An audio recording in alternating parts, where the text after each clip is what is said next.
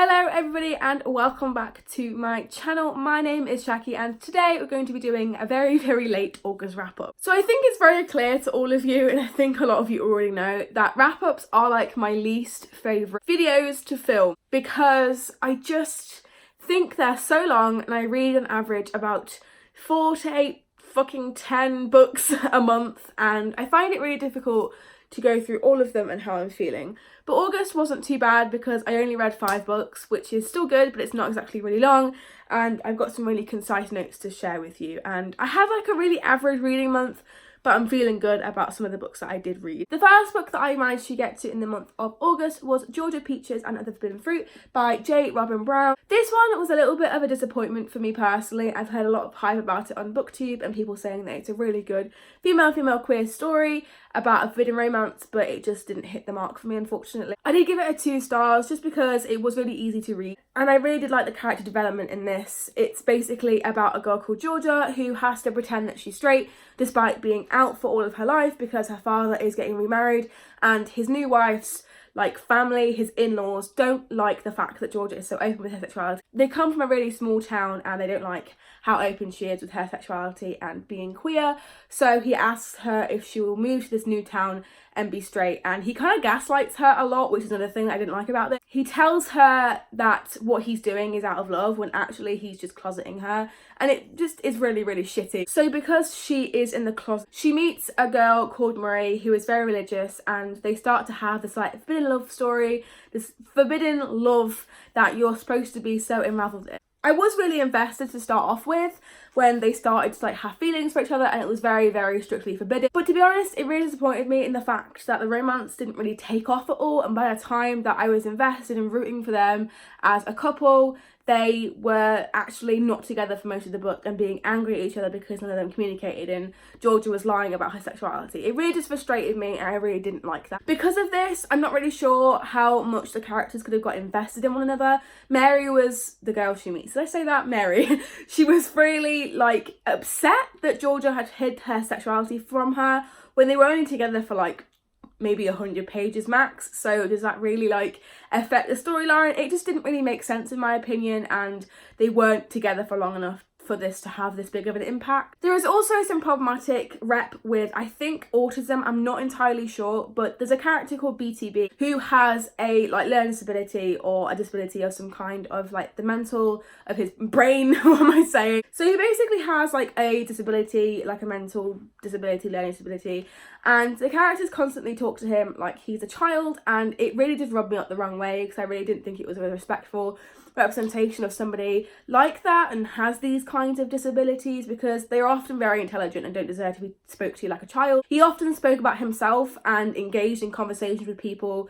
with a childish mindset, and I don't think that was a very good representation. But people with disabilities, they're all different, but I don't think that this was okay, and neither do the people that it was representing. So that's something. The next book that I read in August was The Hormone Diaries by Hannah Witten. I went to go and see Hannah Witten on her book tour for this when it came out in July and decided to pick it up in August. So if you'd like to go ahead and see my author vlog of that, I will leave it linked down below for you to go and watch at your discretion. I really enjoyed this. It was kind of everything that I dreamed of it and more. I gave it a 4 stars just because it meant so much to me. This book, The Hormone Diaries, is based off a YouTube series that YouTuber Hannah Witten has. Hannah Witten is a YouTuber, where she talks about her own sexual experiences with coming off of the pill after being on it for so long, going back on it, having a flare-up of her condition, having a stoma bag, all of that kind of stuff. She talks about a lot, and a lot of people feel very validated by that series. So she decided to turn it into a novel. This was amazing. As I said, it was everything I wanted and more. I expected so much, and it just ticked all of my boxes. I do think that this is going to create a big conversational change in the sexual health discussion, not just women's health, because that is not inclusive. It's going to change a lot of the conversation. It talks about a lot of subjects I didn't personally know about, and I'm pretty clued up on sex education because of Hannah, coincidentally. But it talks a lot about the dark history of the pill and a lot about disability as well, and abortion and, you know, changes in your period. It's just a really, really, really good read for menstruators. Even if you don't menstruate, it's a really good read for you as well, just to become really educated and change the way that we view things like periods and the stigma of things. As I alluded to, this is very gender inclusive, and I do think that Hannah put a lot of effort into making sure that she used gender neutral pronouns and terms like menstruators and people rather than women or men, because the sexual health discussion isn't just in the binary, it's also outside the binary as well. And I really, really respect Hannah for recognising this as she did in her book tour, and I felt very validated right in the front row as a gender fluid person, and I was just very, very happy to be part of the audience and be reading this. It carried on throughout. I think this is going to be so useful for teens, and it was even useful for me, a person who is now almost 20 and knows a lot about menstruation and their menstrual cycle, and I do really think that it's going to help a lot of people who don't already know these things. I'm going to recommend this to anyone and everyone. The only two things I can say about this book are regarding the letters. So basically what is different about this book is that Hannah isn't just writing from her perspective, because a lot about sex and relationships and menstruating is a lot about personal experience and personal routine and cycles, etc, etc. So she got her audience, because she has quite a big one, to write in basically like agony aunt diary entries, letter type things to certain aspects of puberty or menstruating. So for example, menstrual cups or boob pain or cramps or like different things like that. And I just found them a bit cringy. I'm really sorry. It isn't like the nature of them, it isn't the subject matter. I absolutely love everything about it, but it was a bit cringy for me personally, and I just feel like they were a bit odd. I also really do think that these letters were incredibly ethnocentric. They came from white people, mostly from the Western Hemisphere, apart from one or two Australians / people from New Zealand. But it would have been nice to get more people of colour voices from non-Western countries, because, you know, we need to be more diverse. If you're going to be diverse about gender, you also need to get people who aren't white in there as well. But this lacked that, in my opinion, which is why it got a 4 stars and not a 5. But it was still really good, and I would recommend it nevertheless. The next book that I got round to reading in August was Cat and Meg Conquer the World by Anna Primaza.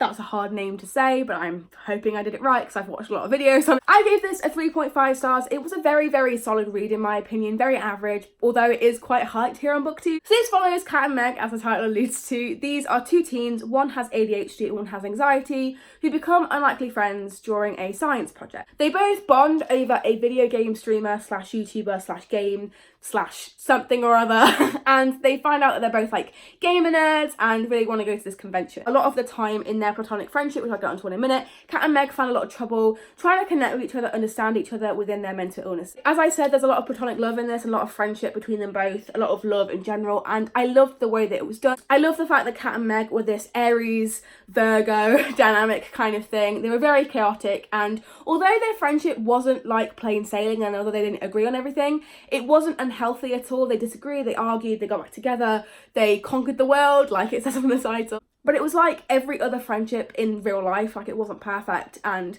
there weren't just communication issues like every other fucking trope in the universe. It was because they were both not mentally ill, but they both had mental health problems that they didn't know about one another, and they had to like get to know each other and how to love one another, and it was really sweet. If you like plot-based books, I'm not sure if this one is for you because there is kind of no plot. It is driven by the characters and their mental health. The representation for me having anxiety in Meg, oh my god, I found myself so much. And when I tell you that the representation for this was great, it was brilliant. I can't speak on the ADHD rep from Kat's point of view because I don't have ADHD, but if the anxiety rep was really good, I don't doubt that the ADHD one was good as well. I don't want to make that assumption, so comment down below if you do have ADHD and read this. Please let me know how the rep is, so I can rectify that in the comment section. But moving swiftly on, I do think that the video game aspect was very glossed over. I was hoping for a little bit more reference and a little bit more fun with that, but that's the only reason that they come together. We do get some snippets of them playing the game and referencing it. I do think the video game aspect could have been played up a little bit more and really showed that, you know, women can be gamers too. The only other thing that I really didn't like about this, which contributed to me giving it a 3.5, was just the fact that their voices seemed exactly the same. Kat and Meg, it kind of was like they blended together. The only real differences were their mental health issues with their mental illnesses. Kat has ADHD and Meg has obviously anxiety. So those were the only key differences between their inner monologue and the writing style. There was no I guess Kat was like sped up and she had a lot of thoughts and there was less punctuation, but there was no real key differences between the personalities. And honestly, if you didn't have these key differences between their mental health disorders, they might have been the same person, like, honestly. And I'm not sure if that's a good thing or a bad thing. We can judge that on our own. The next book that I got to in the month of August was Pulp by Robin Talley. I loved this book. I gave it a 4 out of 5 stars. So this is an interesting one. It is my best friend's favourite book and she's been telling me to read it for years and I'm so glad that I finally did. So this follows 2 timelines. It's technically historical fiction and I hate historical fiction. So this was a really big surprise that I actually enjoyed this. So it follows 2 timelines. One from 2017, Abby, who is going through a breakup and is currently writing and experimenting with lesbian pulp fiction for a class project. We also follow 1955 Janet Jones, who is in love with her best friend and they're trying to keep it a secret because in 1955, you know, it's illegal to be gay and you can be blacklisted and, you know, just shunned by the rest of society if you are gay. I really liked the way that the story was told. I really do like the story itself, but just the way that the narrative played out was absolutely incredible. It was a really interesting format, switching between 1955 and 2017 and the similarities in the struggles with homophobia and how far we've come and also how far we've yet to go. This was also an own voices novel because Robin Talley herself is a lesbian and it just shone through and it was an amazing reading experience for me personally. However, because we are flipping back and forth between 1955 and 2017, there is a lot of uses of racist and homophobic language, which, you know, I'm not sure if it was overly necessary, a lot of the language that was used within it. So I definitely would be careful if you are going into it. It is 1955, so I do understand why the author put it in. I'm just not sure how, you know, necessary it was to include those slurs when the author is white. The other thing that I didn't really like about this, apart from the slurs and use of racist / homophobic language, was the fact that the 2017 characters, although diverse, were really two-dimensional in my opinion. They didn't really have anything else going on with them apart from the fact they were diverse, and that is great. Like, I love diverse characters, but I just couldn't connect with them because they were so two-dimensional. We knew nothing about them. Like, there's no time with switching back and forth with 2 stories essentially blending into intertwining together. There was no time for character development, and I feel like that was a big flaw of it. The fact that the side characters were often very two-dimensional. I did prefer the 1955 sections because they were just more interesting, they were very scandalous, and they offered me a sense of forbidden love that Georgia Peaches didn't, and I really enjoyed this and would really recommend. Thank you, Eloise, for showing me this because it was amazing and brilliant, and I cried during this multiple times because it was that good. The last book that I got around to reading in the month of August was The Witch Doesn't Burn in This One, that's right, by Amanda Lovelace. This is just a really quick and easy to read feminist poetry collection. There are 2 others in the series. I actually read the last one in this month, in September, so you'll have to wait until that wrap up at the end of this month to maybe the end of next month because I'm so late with these. But you have to wait until then to see my thoughts on that one. But I really enjoyed this one, even more than the first one. I gave it a 5 out of 5 stars just because I related to the experiences so much and I love Amanda Lovelace's writing. It is phenomenal. One thing to mention is that the font is in red, so if you've got colourblind issues, that's a really bad way of saying it. If you are colourblind, that might be a little bit hard to read. Personally, I am a little bit colourblind in the fact that I can't really tell the difference between light greens and like shades rather than like, you know, different colours apart. So for example, red in comparison to green. So if you do have trouble seeing colour, be careful with this one because it might hurt your eyes. Also, if you're dyslexic, I think that the font being so small and also in red may also affect you as well. So just take that into consideration. That was a really bad editor's choice in my opinion because it doesn't make it as inclusive in terms of reading and people's abilities with having red font and really small red font at that. But yeah, I really liked this one. I gave it a 5 out of 5 stars and I read it in literally a sitting because these are so easy to consume. If you're looking for short, little powerful rage buckets of fun, then this is definitely for you. It empowers me so much. It's about a lot of things. So self-love, relationships, breakups, eating disorders, everything. So big trigger warnings for all of those sensitive issues. If you can stomach it, it's definitely fucking worth it because these are absolutely amazing in my humble opinion. So these are all of the books that I managed to read in the month of August. There are 5 of them in total, 1 poetry collection and 4 of them are full-length novels. If you have read any of these and share my opinions, or even if you disagree, let me know in the comments section below. Give this video a thumbs up if you enjoyed and I'll see you next time for a brand new video. Bye! I don't know why I did it like that, but I did.